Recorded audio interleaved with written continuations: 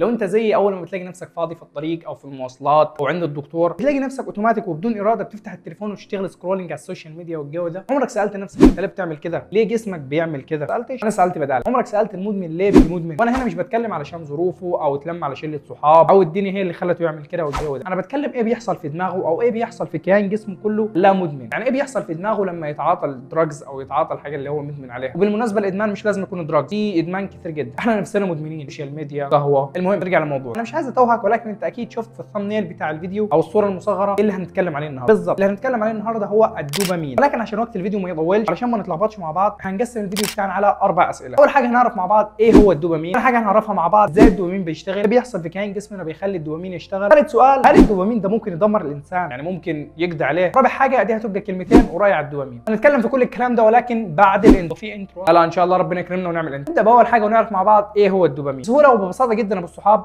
الدوبامين هو هرمون او ناقل عصبي بيتفرز جوه الدماغ. ازاي؟ يعني هو حاجه بتتفرز جوه الدماغ هي المسؤوله عن الفرح والبهجه والانبساط والمتعه والادمان. نتكلم في الموضوع ده بعدين. عرفنا مع بعض بسهوله جدا ايه هو الدوبامين. ثاني حاجه ازاي الدوبامين بيشتغل. كتاب ذا باور اوف هابت كلم الكاتب تشارلي عن ازاي العاده بتتكون او ايه اللي بيخلي العاده تتكون. بس انا برضو شايف ان كلامه مقارب جدا للدوبامين والعمليه بتاعت الدوبامين بيشتغل ازاي. برضو ازاي الدوبامين بيشتغل؟ اشاره، فعل، مكافاه، كيو، اكشن، ريورد. يعني ايه اشاره؟ حاجه بتتفرز جوه دماغك بتخليك تاخد الفعل اللي بناء عليها تاخد المكافاه اللي هو السعاده او اللي هو الجائزه. نقول مثال عشان خاطر نوضح الكلام بتاعنا. المثال اللي قلنا عليه في اول فيديو بتاع السوشيال ميديا والسكرولنج بتاع السوشيال ميديا. ازاي بقى بيحصل؟ الاشاره انك قاعد في مواصلات او قاعد في مكان انتظار ومحتاج حاجه تسليك. دخلنا على الاكشن اللي هو مسكت التليفون بتاعك واشتغلت سكرولنج على السوشيال ميديا. الريورد اللي في الاخر او المكافاه هي شعورك بالارتياح وحسيت ان الملل راح من الطريق اللي انت عايزها وصلت لها. كذلك في مثالنا بتاع المدمن العمليه بتمشي ازاي؟ الاشاره ان هو بيحس ان هو تعبان ومش كويس، المزاج بتاعه مش مظبوط. الاكشن او الفعل اللي هو مسك الحاجه اللي هو مدمن عليها، تليفون، سوشيال ميديا، قهوه،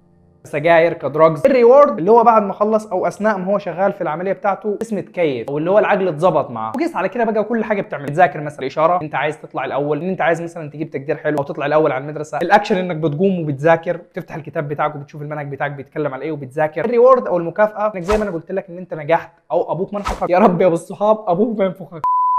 ندخل بقى على سؤالنا الثالث، هل الدوبامين ممكن يدمرك؟ ايه الافضل؟ الخلاصه بالصحاب ان هو ممكن. طب ازاي حاجه هي الاساس بتاعت الفرحه والانبساط والسعاده تكون هي السبب في انها تدمرنا حياتك؟ فاكر المثال بتاع السوشيال ميديا اللي قلنا عليه في الاول؟ هو الموضوع في الاول بتلاقيه حلو ويخلي الملل يروح الدنيا تمام، لكن لو زود ممكن يقلب لادمان. والدوبامين هو المسؤول عن الادمان. خلي بالك انت هتبقى مدمن سوشيال ميديا، انت اللي هو هتبقى حياتك كلها متلخبطه وان انت مثلا عايز تذاكر وفي منهج وفي دنيا وانت نفسك تقوم وتذاكر ولكن انت مش قادر تسيب التليفون، مش قادر تسيب اللي في ايدك لان انت جيت مدمن فيه. من هو بدا في الاول بمتعه وانبساط. وبرضه خلي بالك الدوبامين ده ممكن ينقذ حياتك لو تحول لموضوع باشن وشغف، وان الدوبامين بتاعك يبقى انك تلاقي الشغف في حياتك وتسعى وراه. ممكن اعمل فيديو عن الموضوع ده واقول ان ازاي الدوبامين ممكن هو اللي غيرك. يا رب حد يشوف الفيديو. لو بتشوف الفيديو اكتب لي في الكومنتس بالله ان ده تقريبا اول فيديو. رابع واحده واخر حاجه هي الكلمتين اللي انا هقول لك عليهم. انا عايز اقول لك يا صحابي ان ما تخليش الدوبامين يسيطر عليك، حاول انك انت تسيطر عليه. يعني ما تخليش الدوبامين بتاعك يوصل لمرحله الادمان الا لو كانت حاجه حلوه زي القراءه، زي التعلم، زي المشي. ولكن ما تخليش الدوبامين ياخدك في حته كلام فاضي لا مؤاخذه، سكرولينج على السوشيال ميديا بتشوف ناس سوري بس